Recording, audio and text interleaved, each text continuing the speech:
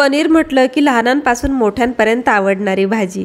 तर त्याच पद्धतीने ना पनीर बनवून खाऊन सुद्धा बोर झाले होते। चला म्हटलं नवीन पद्धतीने ट्राय करूया। पहिल्यांदा इथे पॅनमध्ये लसूण टाकला, कांदा टाकला आणि मिक्स करून आपल्याला तळून घ्यायचं आहे। तर पाहू शकताय मस्त तळला आहे। आता मिक्सरला आपल्याला वाटून घ्यायचं, थोडं थंड करायला बाजूला काढून ठेवला। तोपर्यंत मी इकडे पनीर सुद्धा तळून घेणार आहे।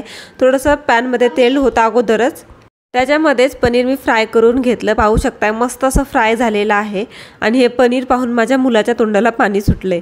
तर पाहू शकताय आता हे पनीर मी पाण्यामध्ये टाकणार आहे, म्हणजे छान असं मऊ होईल, नाहीतर इलास्टिक सारखं होईल आणि तुटणारच नाही, म्हणून पाण्यात टाकणं खूप गरजेचं आहे।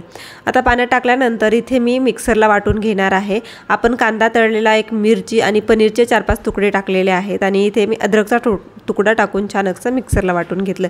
त्याच्यानंतर पॅनमध्ये 2 चमचे तेल टाकलेलं आहे, त्याच्यामध्ये जिरे टाकलेले आहेत आणि आपण आता छान असा मसाला वाटून घेतलेला टाकून घ्यायचा आहे आणि छान आपल्याला परतवून सुद्धा घ्यायचा आहे। पाहू शकताय मस्त परतला गेलेला आहे मसाला। त्याच्यानंतर 1 टोमॅटो मिक्सरला वाटून घेऊन त्याची प्युरी केली होती, तो सुद्धा टाकलेला आहे। त्याच्यानंतर लाल तिखट 2 चमचे टाकलेले आहेत, गरम मसाला 1 चमचा, पनीर मसाला 1 चमचा आणि धना पावडर 1 चमचा टाकून पूर्ण मिक्स करून घ्यायचं आहे। कलरसाठी इथे काश्मीरी रेड चिली पावडर 1 चमचा टाकलेला आहे आणि मिक्स करून घेतलेला आहे।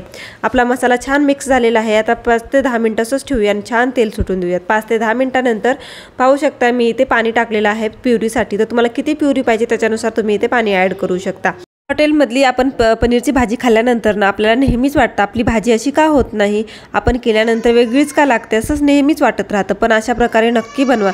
मी इथे मटार सुद्धा टाकलेली आहे, त्याच्यामध्ये पनीर सुद्धा टाकून घ्यायचं आहे आपल्याला। आता थोडंसं उकळी आणून द्यायचं, तोपर्यंत आपण इथे चवीप्रमाणे मीठ टाकूया आणि छान उकळी येऊन देऊयात। तर पाहू शकता मस्त अशी आणि दिसायला सुद्धा छान झालेली आहे। हॉटेलमध्ये सुद्धा अशी इतकी टेस्टी लागत नाही भाजी, अशीच मी घरी बनवलेली आहे। मस्त आपली भाजी आता रेडी झालेली आहे, सर्व करायला सुद्धा रेडी झाली। नक्की ट्राय करा। व्हिडिओ कसा वाटला कमेंटमध्ये सांगा आणि सबस्क्राईब करा। Bye bye.